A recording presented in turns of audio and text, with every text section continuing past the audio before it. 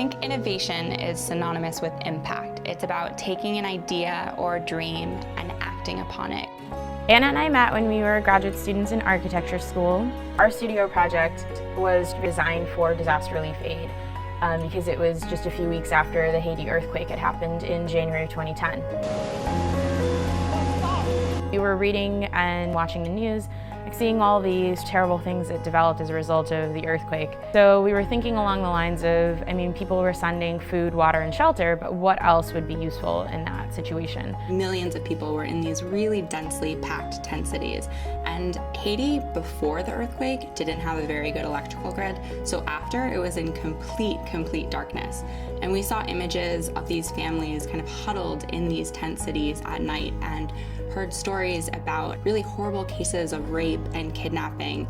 And we just could not imagine how it must feel to have lost everything and then have to worry about personal safety at night.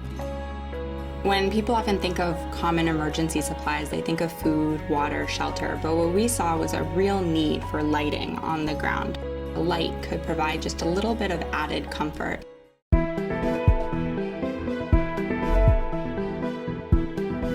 This is the circuit that's in the LuminAID. There's a solar panel that charges in 7 hours of sunlight. There's a rechargeable battery, similar to what you'd find in your cell phone or your iPad. There's this handy kind of snap and loop that allow you to pack it flat, fold it, clip it to your bag, charge it on the go. And the way it works is you inflate it.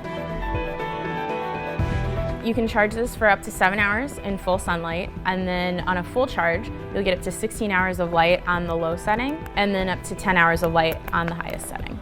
And it's also waterproof and can float and can be printed with patterns, logos, and instructions. Andrea and I actually happened to be on a class trip in Tokyo in 2011 when the earthquake struck.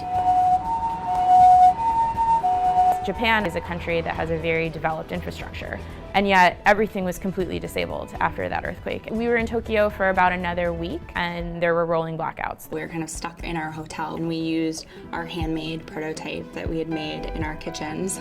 It was a really interesting experience, and we were so grateful to have our prototype there.